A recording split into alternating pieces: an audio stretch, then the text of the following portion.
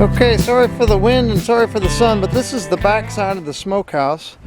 So the smokehouse, what we've done is, I've just set up, I've got a 6-gallon metal pail here. And I went ahead, and on the inside you can see how I cut the stovepipe, and then I cut the pipe out every alternating time, so that way I tied it together. Then I took a little of that high temperature tape, duct tape right here, because there should be minimal heat on this spot. And then we've fashioned up a door that'll be like this. So then that's going to allow us to control the amount of air that it gets. So when we first start this up, you can see I've got a bed of charcoal in here, raised up off the ground with a small little piece of metal. So that bed of charcoal, I'll take a little lighter fluid and I'll start it. And because I'm going to keep the smokehouse door shut, it's going to be negative as far as, or it's going to be harder for it to push any smoke into there. So what's going to happen is the flame's going to actually come up here, and it's going to start burning the top of this bucket a little bit. But that's where all the smoke's going to go. Because I definitely don't want any lighter fluid to go, into the meat. The next part that I'm going to do after that is then I'm taking this hickory wood. We just cut it so it's fresh. Just small little sticks. Not much bigger than my hand. And they're just going to sit in there on that bed of hot coals, and every couple hours, every 2 to 4 hours, depends on how well it goes, we'll just throw in a few more logs. And what it's going to do then is it's going to take our smokehouse, and it is just going to just absolutely fill it full. So we've got a few more sticks we're going to hang in here. There's probably, there's another 50 pounds of meat we still have to hang in here. But you can see where we're at. So we got quite a bit of 1-pounders. And we also got, those ended up being 4 1/4 pounders that ended up going into a 2.5 pound stick. So I know this isn't the, this isn't the video for making sausage. This is a video on the smokehouse. But I just want to express, if you're doing anything with one of those grinders, and that grinder is, you put a horn on the end of it and you're trying to feed it into one of these tubes. If you think that tube for 1 second is pressurized and there's no air holes in it, I'll just tell you right now, you're wrong. Those grinders do not have enough, they don't produce enough head pressure, and they will not fill up that casing to not give you voids and air pockets. So those of you that are telling me I'm wrong, that's fine. But I can tell you I get no air pockets and no voids at all. And these things are full, and the consistency of our sausage is phenomenal compared to those people that use it with the grinder. So spend the money. You don't have to spend what we spent on investing in ours, but even with a hand grinder or hand stuffer, it will make a difference. And you'll figure out real quick how much pressure you have to keep on the actual casing itself to hold that back, and then what they call slip. That's part of the reason why the casing's moist, is it allows it to slip back. So enough of that little tangent, but I definitely want people to understand that if you're making sausage with a grinder, you're not getting a very good stuffed sausage. And I'll be honest with you, those voids make it taste bad, and there's also a chance for it to go to rancid. Shalom, we'll let you see it when it's lit.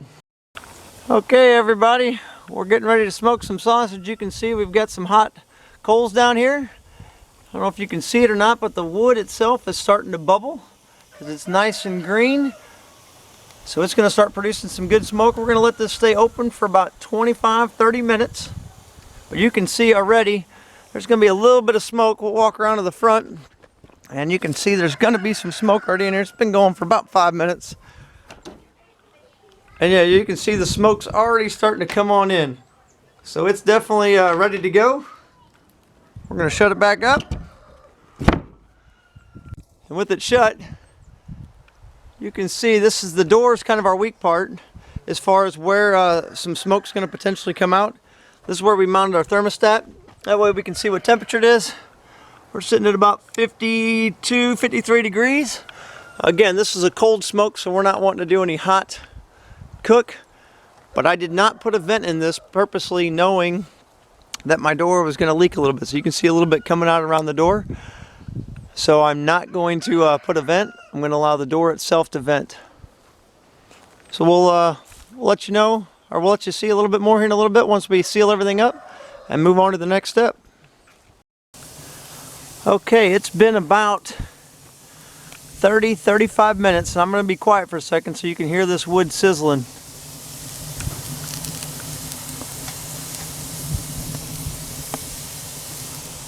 Hopefully you can hear that sizzling. I know it's a little windy out today, but I'm going to go ahead now and install the door, and it's going to pretty much shut this fire down. So we got the good base of coals down here, and it's stacked in there nice, because we don't want, this isn't designed to be a hot smoke, this is designed to be a cool smoke.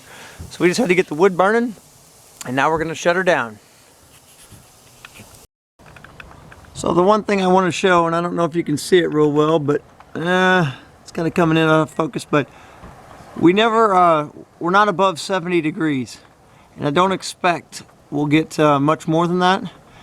The main reason why I'm smoking today is because tonight we're supposed to get down to 25, which is going to be one of our cooler nights.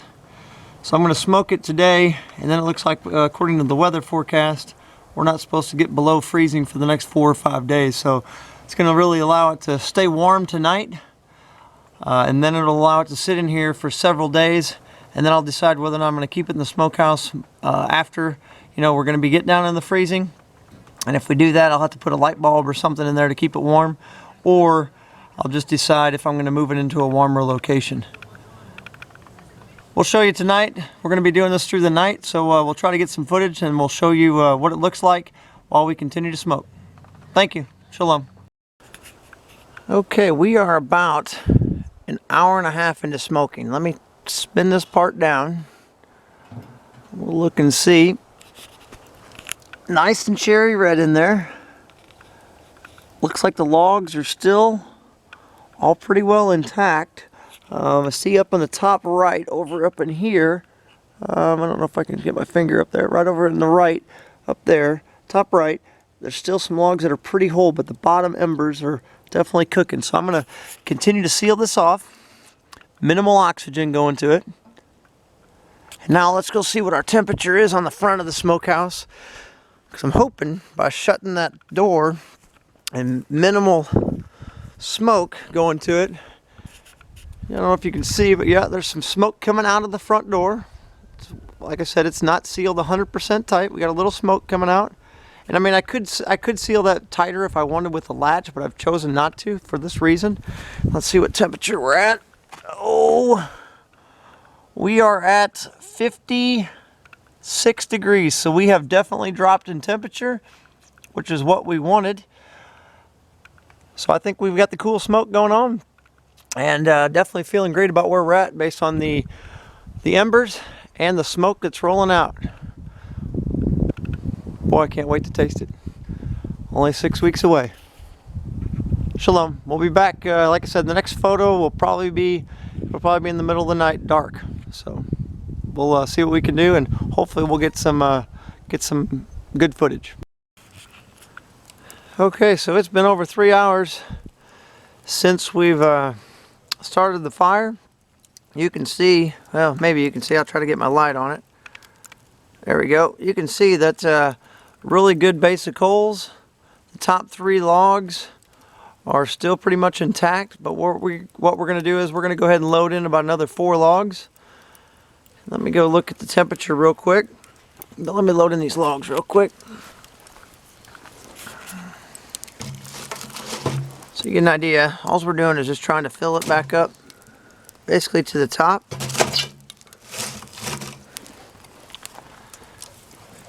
Trying not to get too many shadows on the camera.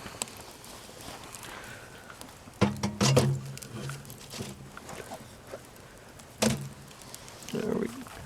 We'll get one more in there. And then we'll get one more load in tonight yet. Yep, and then like my brother said, we've got probably enough wood to do at least one more load yet tonight, and then maybe just a little bit more in the morning. But so far it's going real good. The door still smoking real nice, and I'll go walk around here in a second and look at the temperature, but I'm sure we're probably still around 50. Well, let me just go walk over there real quick and see. Let's see here.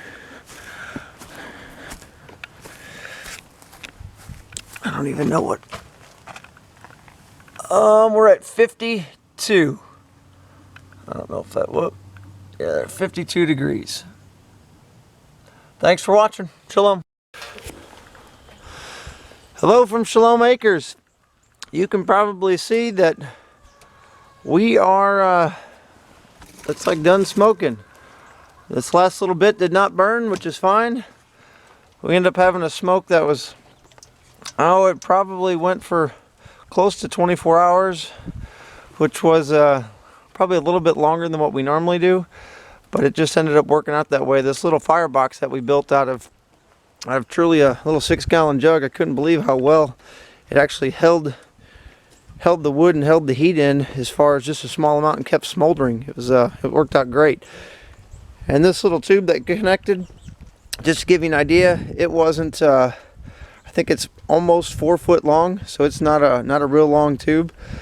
And this tape, tape that we used here, it's actually rated for 220 degrees. After 220 degrees, it would actually break down. So you can see it's still in really good condition. So we never got above 220 degrees. So as soon as we popped that, or put that end on there, it just really smothered the fire and made it good. This is my first time opening the door. Let me see here. We're sitting at about 38 degrees. Let me get the door open here. Oh.